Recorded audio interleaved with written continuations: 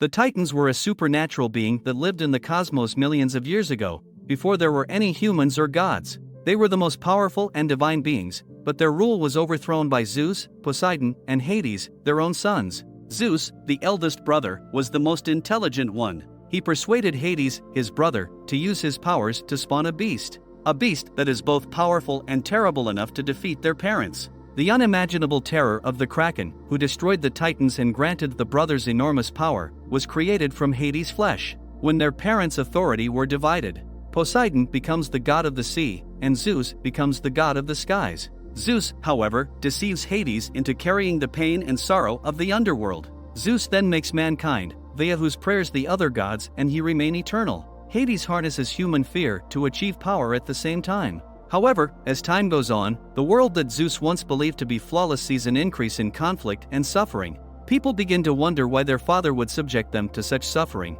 and their faith in God begins to wane, hinting at the horrifying possibility of a conflict between gods and humans. The picture switches to a struggling fisherman navigating a hazardous sea storm. He notices a box that like a coffin drifting towards him in the distance, deep in the ocean. He manages to fish it into his boat and discovers a terrible sight. A mother's corpse is found inside the casket containing her newborn child, who is thankfully still alive. The fisherman promises to care for and nourish the infant as he takes him into his arms. A mystery woman is watching them intently from somewhere nearby. The fisherman's wife becomes pregnant when the child reaches adolescence. The boy worries that his father may forget him. He is reassured that their link is greater than any blood relationship after holding his own blood in his arms. As time goes on, the young boy eventually matures into the valiant fisherman Perseus. He is one of 4 lovely children and adores his younger sister more than anything in the world. Human rebellion against the gods has grown by this point. Several nations have quit praying completely and burned holy statues as they led troops to Olympus,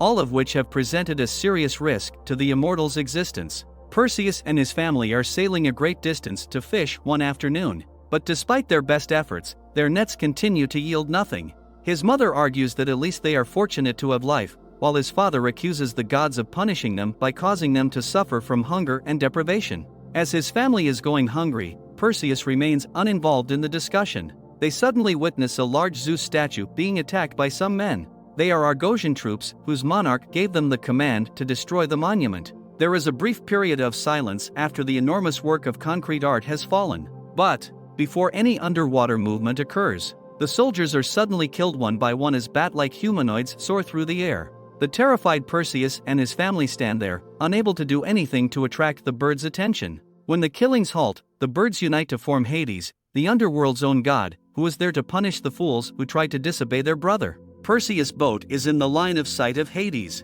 He lightly pushes it, throwing the entire family into the water. Despite Perseus' best efforts to rescue his loved ones, he ultimately manages to escape alone.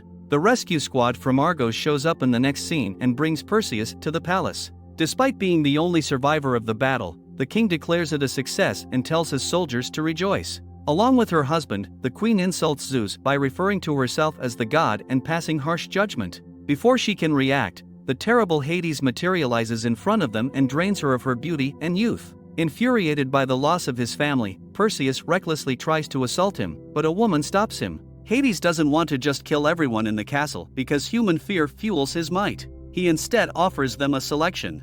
They present him with their lovely princess as a sacrifice in order to prevent the release of the unfathomable terror of the Kraken onto Argos. Hades turns to face Perseus after stating that the king has the next 10 days to make a choice. He briefly freezes and addresses him as the son of Zeus before vanishing. Everyone else understands that he is a demigod, the progeny of a deity and a human, despite Perseus' confusion at his remarks. In an effort to get him to figure out a solution to preserve the city, he is put in jail and tortured. The noble princess makes an effort to stop the warriors. She will gladly give up her life to ensure that her people have a chance at survival. The king, however, opposes that. A woman is permitted to visit Perseus in prison in the following scene. She is the same enigmatic woman who prevented Perseus from attacking Hades earlier and was present when the fisherman discovered Perseus. She identifies herself as Io, an immortal who was previously doomed to never age or die for rejecting the advancement of a deity. Io argues that she had to witness all of her loved ones pass away and continue living without them,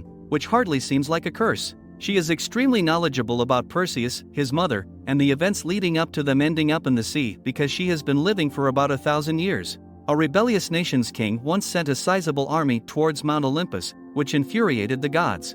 Zeus worried about making an example of the king since he didn't want to kill people because he loved them as his own. Zeus went to the queen and made love to her while posing as the king. The king's deadliest enemy had pregnant his wife when the king returned from the war. She gave birth to Perseus in the water after being thrown into a coffin by a furious man. Finally, Perseus has explanations about how his life came to be. Now, his only objective is to avenge himself by killing Hades. Io, elaborate.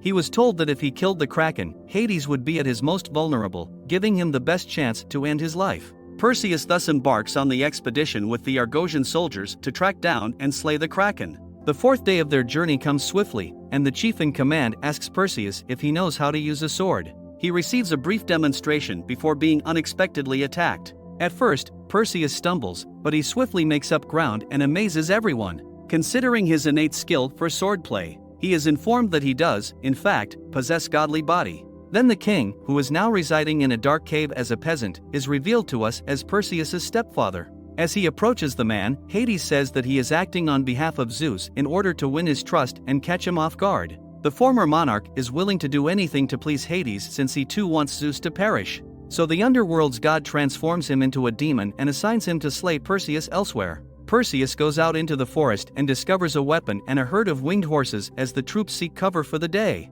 His father Zeus, who wants his son to have a fair chance at winning, sends them to him.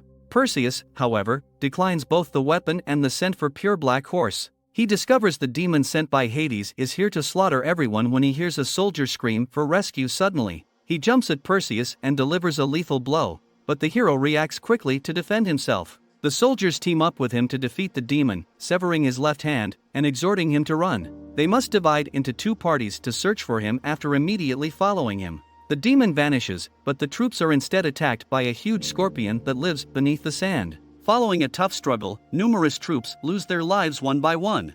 At one point, Perseus is on the verge of being stung but is saved by Io just in time. They are encircled by numerous, even larger scorpions right when the scorpion dies and they believe they have won. The warriors are startled as the enormous creatures suddenly halt as they prepare to engage in battle once more. One of them gestures towards Jean, who is visible among the adjacent figures. They are the beings that were once people but are now made of charcoal that has been imbued with dark magic and given a human form. Despite his mistrust of them, the commander decides to accept assistance for the evening. As soon as Hades' venom infects Perseus' damaged arm in his tent at night, he collapses to the ground. The Jinn chief heals the arm with black magic. He is misjudged by the soldiers, which sparks a brief altercation. The Jinn, however, says that his race has been anticipating the demise of the gods for eons, and their best chance is Perseus. They go over the desert on the scorpions in the morning before arriving at the Garden of Stygia. Perseus learns by evening that this is the location where the Titans were vanquished by the Kraken. To find the Stygian witches who know the key to killing the Kraken, they venture further into the desolate area. Io cautions Perseus to exercise caution and just ask the witches the questions he wants answered. They enter a cave where they encounter three horrifying witches. Among them, a portable eyeball that allows them everyone to see. They start to attack the soldiers when they smell fresh human blood. However, Perseus manages to grab their eyeball and uses it as leverage to set his friends free. The witches ultimately admit that Medusa, a monster, is the only means to kill the Kraken. Long ago, the sea god Poseidon took advantage of the lovely Medusa because he liked her. She pleaded to the goddess Athena for assistance, but the goddess turned her away in the afterlife. As a result, Medusa was cursed such that no living thing would ever see her. Kraken and everyone else who sees her face will turn to stone. Soon after, the gang departs into the underworld in search of the cell where Medusa is being held. As they go, Perseus encounters his father Zeus, who invites him to enjoy a happy life in paradise. Although Perseus declines the proposition, Zeus does give him a gold coin as a parting gift. The group is in front of the sea that will take them to the underworld in the scenario that follows. The Jinn uses Perseus' coin to bribe the ferryman, and as a result, they are brought directly to the Medusa's jail.